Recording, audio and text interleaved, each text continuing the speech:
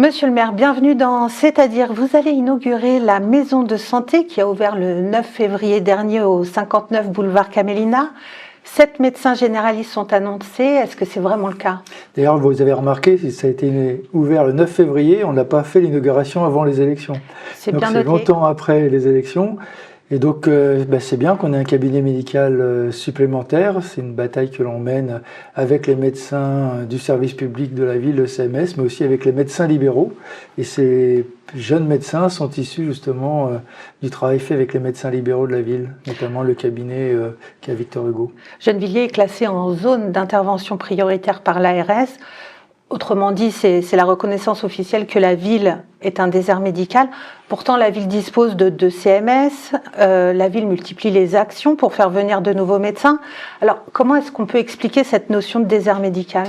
D'abord, on a moins de problèmes que dans les villes autour de nous. Mais on a quand même des problèmes, puisque c'est une galère pour avoir un rendez-vous, et surtout pour les médecins spécialistes, parce que les médecins généralistes, on arrive maintenant à en faire venir à Gennevilliers, la preuve avec ces 7 médecins, mais c'est vrai au CMS, on est remonté à des niveaux d'avant Covid en nombre de médecins.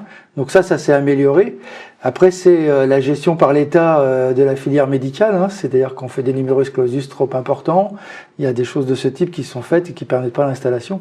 Je rappellerai que les médecins sont ceux qui coûtent le plus cher à la société, puisque leurs études sont aussi payées par la société.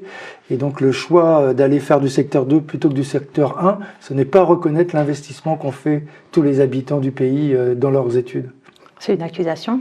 C'est pas une accusation, c'est aussi remettre les choses à leur endroit. C'est-à-dire qu'il faut que les médecins comprennent que la société a financé leurs études et ce serait bien qu'ils ne choisissent pas d'aller que dans les endroits lucratifs, qu'ils aillent là aussi où il y a besoin de médecins. Il n'y a pas qu'en ville, d'ailleurs à la campagne c'est encore pire. Je connais plein de Gennevilloises et de Gennevillois retraités qui sont partis à la campagne et qui reviennent à Gennevilliers se faire soigner. C'est pour ça que la question du désert médical est relative, parce qu'à la campagne c'est vraiment redoutable. Il y a des morts maintenant, notamment je pense aux femmes enceintes, avec toutes les difficultés que ça peut créer. Et donc il y a aussi la réforme des hôpitaux qui est aussi en cause. Alors est-ce que cette maison de la santé c'est un rattrapage ou une solution? Non, c'est une solution, c'est bien de mettre une maison de la santé et il faut aussi le développer parce que les médecins de famille, comme on les connaissait auparavant, c'est un seul médecin dans un appartement HLM qui s'occupait de famille, ça n'existe plus. Maintenant, les médecins, les jeunes médecins, et je crois qu'ils ont raison de ce point de vue-là, souhaitent vivre normalement et ils ont raison de ne pas se sacrifier non plus. Et ils souhaitent aussi bien soigner, donc prendre le temps de ce soin, ils souhaitent se coordonner et donc ils souhaitent se mettre à plusieurs dans des maisons de santé, voire même pluridisciplinaires avec des infirmières, des tas d'autres pratiquants médicaux. Pour que ce soit plus facile pour le suivi. Est-ce que vous envisagez d'autres ouvertures de maisons de santé? Ah bah oui, il en faudrait absolument au Lutte, parce que le Lutte reste le dernier quartier où il n'y a pas de médecins, et donc on essaie de travailler à cet aspect-là. D'ailleurs, les 7 médecins qui se sont installés boulevard Camélia, on leur avait proposé le Lutte auparavant, donc ils ont préféré Camélia, mais donc on continue nos efforts pour le Lutte, et on continuera nos efforts aussi pour avoir des spécialistes, d'où nos conventions avec l'hôpital. Ça marche moins bien parce que l'hôpital connaît des problèmes aussi, c'est-à-dire que les médecins spécialistes qui venaient au CMS grâce à cette convention, aujourd'hui ne peuvent plus se déplacer au CMS parce que à l'hôpital même il manque des médecins, donc il faut qu'ils restent dans l'hôpital. Donc il y a vraiment un problème de santé à l'échelle nationale par les politiques d'État. Alors est-ce que ce classement par l'ARS permet d'avoir des subventions spécifiques pour la ville? Qu'est-ce que ça apporte concrètement? Il y a un peu d'aide, mais ça suffit pas parce que c'est la ville qui paye, par exemple sur les médecins, on met 400 000 € par an en aide à l'installation de médecins, ce qui est beaucoup depuis 3-4 ans. Parce que maintenant, il faut aider le privé et on continue d'aider le public. Par exemple, le CMS a forcément un déficit structurel, c'est comme ça, c'est un choix politique d'implanter de la médecine dans notre ville. Et donc, c'est 1 million, le CMS coûte 1 million à la ville. Donc voilà, c'est 1 million avec le CMS, 400 000 ces 2 ou 3 dernières années avec les libéraux. C'est un choix politique que nous faisons parce qu'on en a aussi les moyens. Mais c'est important de pouvoir le faire. Vous compensez finalement l'État? On compense l'État, oui, parce que normalement, il faudrait que les médecins aient quelque chose de rémunérateur pour qu'ils puissent bien s'installer et s'installer dans les villes populaires en secteur 1.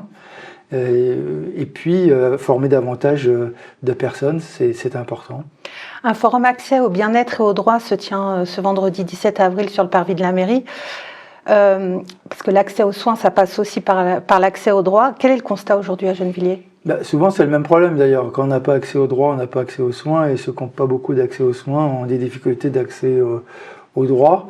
Et donc, c'est une bataille que l'on mène depuis toujours d'ailleurs, sur l'accès aux droits, de faire en sorte que les personnes soit parce qu'ils les connaissent pas bien, soit parce que c'est toujours compliqué les démarches. Ça l'est encore plus maintenant où il faut taper sur un téléphone ou par internet pour parler à une boîte qui vous répond qu'il vous faut un numéro et un code que vous retrouvez pas. Donc c'est vraiment une bataille importante. Donc ces déplacements sur le terrain sont un moyen de l'accès au droit, tout comme notre travail en réseau qu'il faut qu'on reprenne avec les écrivains publics et les associations qui sont des acteurs et des actrices de l'accès au droit importants. Ça s'est arrêté ? Non, ça s'est pas arrêté, mais on avait fait des réunions avant les élections, il faut qu'on les reprenne après les élections pour garder une dynamique et faire que ça se développe et qu'on ait un réseau qui se connaisse bien pour mieux aider les gens. Le bus santé femmes sera présent aussi. Est-ce que finalement la santé des femmes est parfois moins suivie ? Est-ce que c'est un enjeu identifié sur la ville ? C'est un enjeu, oui. Dans les villes populaires, c'est encore plus important que dans les autres villes. D'abord parce qu'il n'y a pas l'accès aux droits, l'accès aux soins, et les femmes sont souvent les premières victimes de ces difficultés d'accès. Et puis souvent, les femmes se plaignent moins que les hommes, certainement face à la douleur et aux maladies. Et en même temps, elles sont fortement touchées. Il y a une régression sur le suivi des maternités, par exemple, avant l'accouchement et après l'accouchement. Il y a beaucoup de travail à redévelopper, à refaire sur aussi l'éducation sexuelle.